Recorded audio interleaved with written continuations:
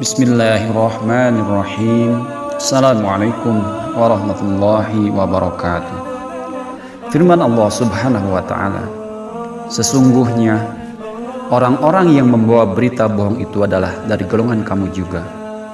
Janganlah kamu mengira berita itu buruk bagi kamu, bahkan itu baik bagi kamu. Setiap orang dari mereka akan mendapat balasan dari dosa yang diperbuatnya. Dan barang siapa di antara mereka yang mengambil bagian terbesar dari dosa yang diperbuatnya, dia mendapat azab yang besar pula. Sahabat yang dimuliakan Allah Subhanahu wa ta'ala, berita bohong pada ayat ini bermula ketika istri Rasulullah sallallahu alaihi wasallam, Ummul Mukminin Siti Aisyah radhiyallahu anhumah, yang difitnah telah berselingkuh dengan sahabat Rasulullah SAW yang bernama Safwan ibnu Mu'attal. Ini terjadi ketika Siti Aisyah ikut dalam peperangan mendampingi Rasulullah Sallallahu Alaihi Wasallam. Dalam perjalanan pulang, beliau terpisah dari rombongan besar hingga tertinggal sendirian dan berharap ada sebagian rombongan yang kembali untuk menjemputnya. Ketika sedang menunggu itulah kemudian datang Safwan yang selanjutnya mengantarkan Siti Aisyah radhiyallahu anhuma sampai ke kota Madinah. Mulailah fitnah menyebar yang dihembuskan oleh golongan munafik sehingga menimbulkan kegoncangan di kalangan kaum muslimin. Sahabat yang dimuliakan Allah Subhanahu wa ta'ala, dari kisah tersebut ternyata fitnah atau kabar bohong dapat menimbulkan madorot yang sangat luar biasa, terutama bagi korbannya. Nama baiknya akan hancur, bahkan bisa menimbulkan perselisihan besar.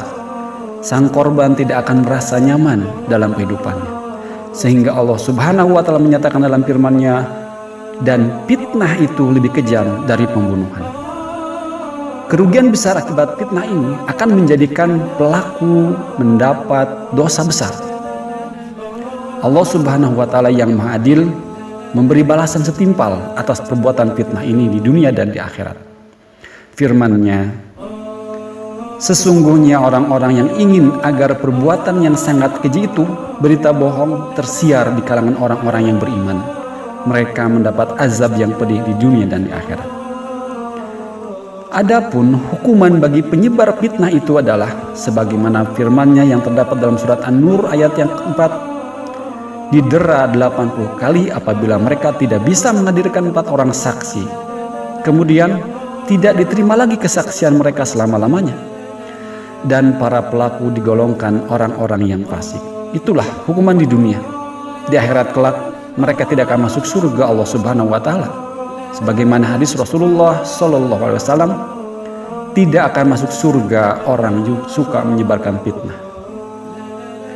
Sahabat yang dimuliakan Allah Subhanahu wa ta'ala, karena begitu besarnya madarat fitnah itu, maka kita harus berhati-hati ketika menerima berita dari seseorang. Islam mengajarkan, apabila datang berita kepada kita tentang seseorang, yang harus kita lakukan adalah tabayyun, periksa terlebih dahulu kebenarannya.